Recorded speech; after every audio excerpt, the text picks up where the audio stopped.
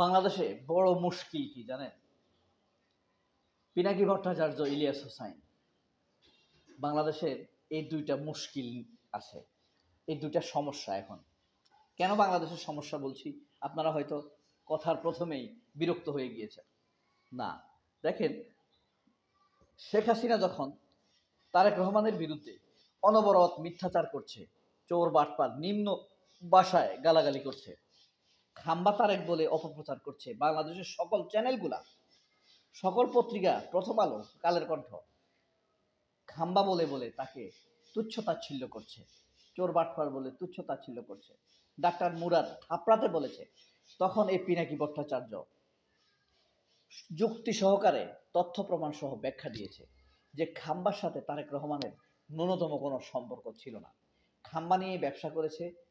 এই যে এখন মিনা বাজার আছে, এই মিনা বাজারের মালিক কাজী সাহেব, দীপ্ত টিভির মালিক কাজী সাহেব, জ্যামকন গ্রুপের মালিক কাজী সাহেব, এরা খাম্বা নিয়ে ব্যবসা করেছে। দোষ পড়েছে কার? তারেক রহমানের। এই ব্যাখ্যা কিন্তু পিনাকি ভট্টাচার্যই জাতির সামনে হাজির করেছেন, এই গভীর সত্য কথাটি। খাম্বার ব্যাপারে আসলে তারেক রহমানের কোনো দোষ ছিল না, অন্য দোষ থাকতে পারে। কিন্তু দেখেন, জুলাই রেভলিউশনের পর একটা স্কেচ বানাবার খায়েশ আসিল মনে, আর তা হলো এইখানেই বেশ মাঝখান থেকে একটা আটকা কতগুলো লেখা লিখতে হচ্ছে, কতগুলো কথা আমাকে আপনাদেরকে বলতে হচ্ছে। এই রেভলিউশনের পর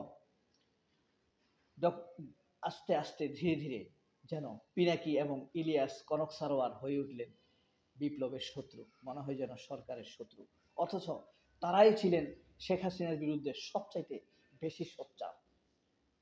এই বিষয়ে দেখেন, রেভলিউশনের একটা ধারাবাহিকতা আটকার জন্য একটি রিসার্চ করা দরকার।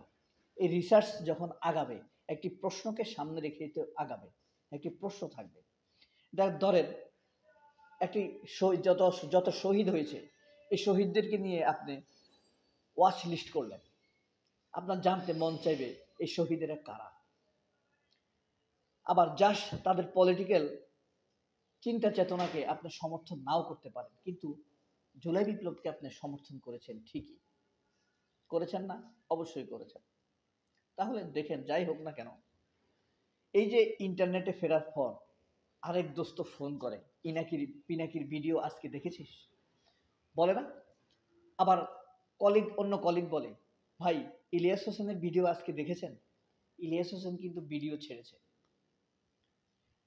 আমার ভিডিও দেখে এক ভদ্রলোক, বাড়ি নারায়ণগঞ্জ, থাকে গুলশান। একদিন রাতের 12টায় আমাকে ফোন দিয়েছে, ও ভাই অনেক কষ্টে আপনার ফোন নাম্বার জোগাড় করেছি, একটা ধন্যবাদ দেওয়ার জন্য।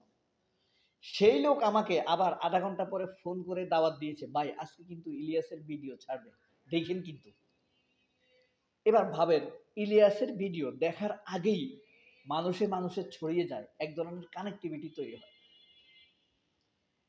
পিনাকি ইলিয়াসের ভিডিওর যে মোহ, ভিডিওর প্রতি মানুষের মোহ, এটা কি পিনাকি এবং ইলিয়াসের চেহারা দেখে? না, তাদের ভিডিওতে সত্য আছে, তাদের ভিডিওতে মানুষের প্রাণ আছে, মানুষকে রিলেট করার মতো উপাদান আছে। এই কারণেই তাদের ভিডিও মানুষ দেখতে ভালোবাসে। এটাই মেইন রহস্য, এটাই হলো শেষ কথা। এখন কথা হলো, ইলিয়াস এবং পিনাকি কেন মুশকিল? মুশকিল হলো যাদের মতামতের সাথে ইলিয়াস হোসেন এবং পিনাকির কথা মিলে না। আমরা কতদিন যাবৎ ভাববো যে পিনাকি এবং ইলিয়াস ভালো?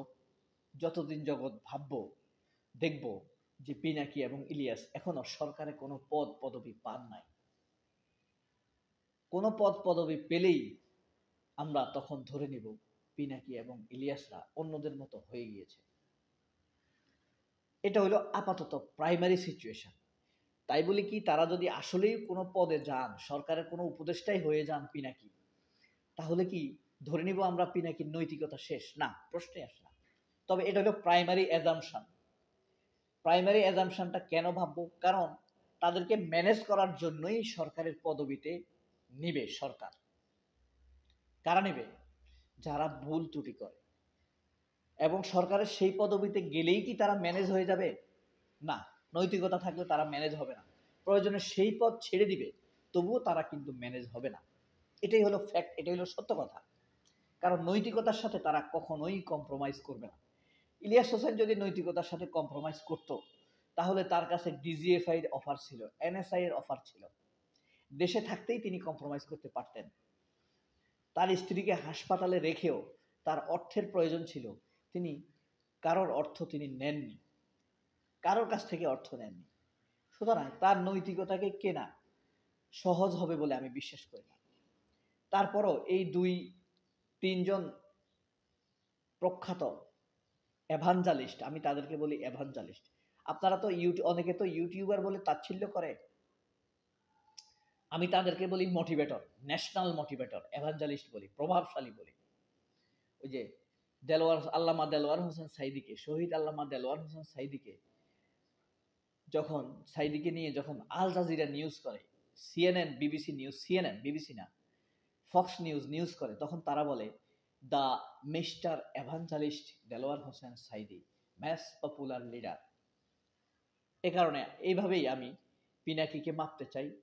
যদি আমি তুলনা করছি না দেলোয়ার হোসেন সাইদির সাথে, আমি ইলিয়াস হোসেনকে, কনক সারোয়ারকে এইভাবেই মাপতে চাই। তারা এতটাই প্রভাবশালী। আপনারা কেউ মাইন্ড করবেন না, আমি কিন্তু আল্লামা দেলোয়ার হোসেন সাইদির সাথে তুলনা করছি না। তারাও প্রভাবশালী। পিনাকি, ইলিয়াস, কনক সারোয়ার প্রভূত প্রভাব রাখেন। তাদের এক একটি ভিডিও মানুষের চিন্তাকে বদলে দেয়। মানুষ চিন্তা করতে একরকম, করে আরেক রকম। এই যে এই 3 জন এখন মুশকিল হয়ে দাঁড়িয়েছেন আমাদের দেশের জন্য, এদের সাথে আপনি মাহমুদুর রহমানের কথা আনতে পারেন। হ্যাঁ, তারাও কিন্তু দেশের জন্য কাজ করে যাচ্ছে। এখন কথা হলো, তারপরও কিন্তু পিনাকি দেখেন ডক্টর ইউনূসের পক্ষেই থাকে। ডক্টর ইউনূসের সরকারের অনেকের সমালোচনা করে, ও ভুল করছে, সে ভুল করছে, এই উপদেশটা ভুল করছে। কিন্তু ফাইনালি যখন ডক্টর ইউনূসের উপরে আক্রমণ আসে, তখন বুক চেতিয়ে ইউনূসের পক্ষে দাঁড়িয়ে যায়। কেন? কারণ ফাইনালি ইউনূসের কোনো তুলনা হয় না। ভুল ত্রুটি তো করবেই।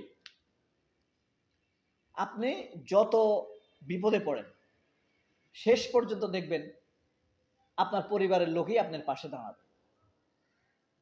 একদম সব ধীরে ধীরে, কেউ 15 দিন থাকবে, কেউ 1 মাস থাকবে, কেউ 3 মাস, কেউ 6 মাস, আস্তে আস্তে কিন্তু সরে যাবে।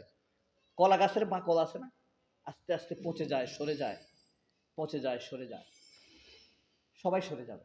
কিন্তু শেষ পর্যন্ত আপনার পাশে থাকবে, কোনো সন্দেহ নাই, আপনার পরিবারের কাছের মানুষটি। এটাই বাস্তবতা। পিনাকি হইলেন সেরকম। যে কোনো বিপদে সরকারের অনেক গালাগালি করবে, আপনি দেখবেন যে পিনাকি গালাগালি করছে একে সেকে। কিন্তু পিনাকি যখন সরকারের উপরে আক্রমণ আসে, সরকারের পক্ষে বুক চেতিয়ে দাঁড়িয়ে যায়। এই যে আমরা এখন দেখছি মির্জা আব্বাসের সমালোচনা করেছে পিনাকি ভট্টাচার্য, বা ইলিয়াস হোসেন সমালোচনা করছে। মির্জা আব্বাস যদি কোনো মিথ্যা আক্রমণের শিকার হয়, আমার বিশ্বাস পিনাকি তাদের পক্ষে দাঁড়িয়ে যাবে। মিথ্যা আক্রমণের শিকার হলে, আমি সেটা বলছি, মানে তার বিরুদ্ধে যদি মিথ্যাচার হয়। পিনাকি কারোর বিরুদ্ধে মিথ্যাচার করেছেন, আমি এ পর্যন্ত প্রমাণ পাইনি।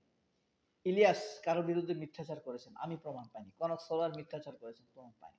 আজকে আপনার কাছে মিথ্যা প্রমাণ হয়েছে, কিন্তু 1 বছর পরে, 2 বছর পরে দেখছি যে ইলিয়াস হোসেনের কথাটি 100% সঠিক, 95% সঠিক। এই যে ইসকনের কথা মনে আছে, ইসকনের কথা ইলিয়াস হোসেন বলেছেন সেই 2019 সালে, আমার মনে আছে 19 সালে। সেই 2024 সালে এসে ইলিয়াস হোসেনের অভিযোগ যে সঠিক, ইসকন যে সন্ত্রাস, সেটা প্রমাণিত হয়েছে না? হয়েছে। পিনাকিও তাই, কনক সারোয়ারও তাই, আরো আছেন অনেকে, তাদের কথা হয়তো মনে আসছে না। তবে এই 2 মুশকিল আমাদের জন্য এহসান, মিথ্যাবাদীর জন্য এরা মুশকিল। আমরা তাদের শুভকামনা করি, তাদের জন্য দোয়া করি, অবশ্যই তারা ভালো থাকুক।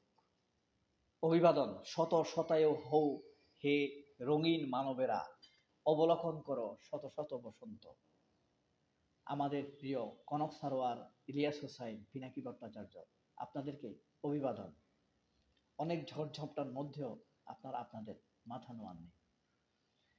তাদের জন্য দোয়া করবেন, তাদের সাথে আমার জন্য দোয়া করবেন, আমার ছোট মারা গেছে মেয়েটির জন্য দোয়া করবেন, আমার মার জন্য দোয়া করবেন, সবার জন্য দোয়া করবেন। আল্লাহর রহমতে ভালো থাকবেন। আল্লাহ হাফেজ। আসসালামু আলাইকুম।